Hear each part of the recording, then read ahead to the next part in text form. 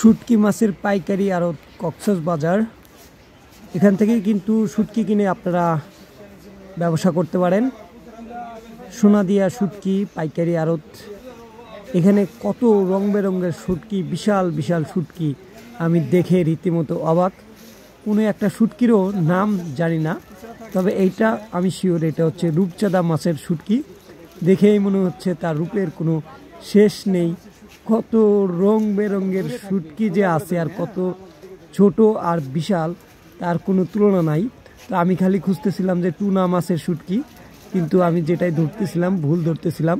তো একটারও আমি নাম বলতে পারলাম না, এবং কয়েকজনকে জিজ্ঞেস করলাম, তারাও বললো না নাম। বুঝতে পারছে যে আমি এত বড় শুটকি আসলে কিনবো না, আমার সাথে আসলে তাদের টাইম লস করার দরকার নাই। তো আমিও ঘুরতে থাকলাম আর দু একজনকে জিজ্ঞেস করতে থাকলাম যে এই মাছগুলোর আসলে নাম কি। দেন আমি একজনকে পাইলাম, সে বলল এগুলা ছুরি মাছ, বাইং মাছ। তো বাইং মাছ দেখে আমি রীতিমতো অবাক হয়েছি।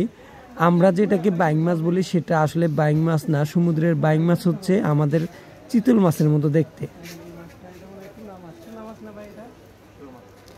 তো যারা শুটকি নিয়ে পাইকারি ব্যবসা করতে চান বা অনলাইনে ব্যবসা করতে চান, তারা কিন্তু চাইলে এইসব আড়তদার থেকে আপনারা খুবই স্বল্প দামে শুটকি কিনে কিন্তু ব্যবসা বাণিজ্য করতে পারেন বলে আমি মনে করি। কারণ এখানে যারা খুচরা শুটকি কিনতে যায় তাদের থেকে কিন্তু হাই দামটাই রাখা হয়, কিন্তু আপনি যখন পাইকারি কিনতে যাবেন তখন দেখবেন যে আসলে পাইকারি দামটা কেমন, সেটা অবশ্যই অনেক লো প্রাইজে হবে।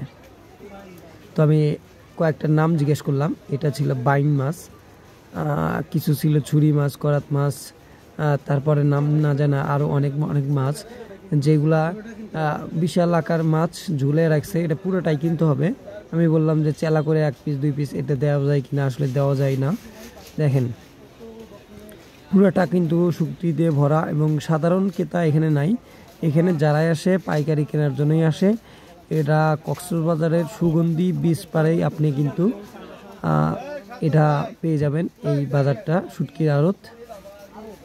তো ধন্যবাদ সবাইকে। আরও এইসব ইনফরমেটিভ ভিডিও পেতে আমাদের সাথে থাকুন, আমাদের পেজকে ফলো দেন, সাবস্ক্রাইব করুন। ধন্যবাদ, আবার দেখা হবে।